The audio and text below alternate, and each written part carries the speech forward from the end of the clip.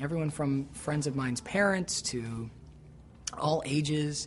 There's something in this show that everyone can enjoy. My crazy college friends love the action and the explosions and the robot girl, and the older people I know love the story and the sort of mother protecting child bond. There's I think a lot of levels of things that all kinds of people can attach themselves to and get interested in, and that's the best part. I mean, that's why we make this. We make it for the people, not for any other reason. Everything changes this season from the second the season starts. In my eyes, John is a completely different character than he was, and the love between Sarah and John and the bond is kind of, it's not broken, but it's immediately shifted, and the comfort of that relationship is not as easy to acquire from either one of them. And John is extremely angry. There's a break in his mind, I think, and Sarah is still kind of the same person and is reeling from that. So it's an intense shift in a relationship that we set up for a year, you know.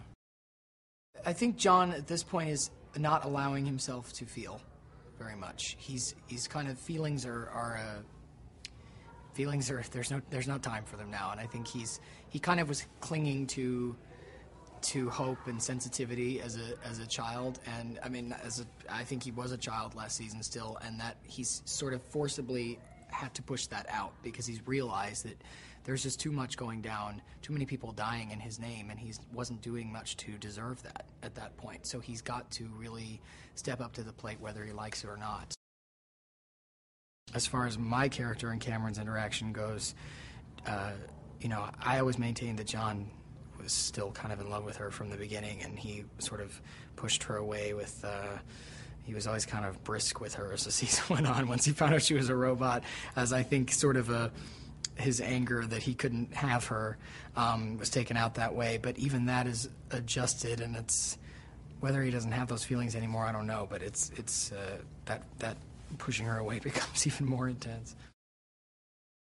Riley is a new character that's introduced pretty quickly at the beginning of season 2, and John meets her at the high school, and he obviously, like I've said, has gone through all these massive shifts right off the bat, so he's a little less approachable and a little less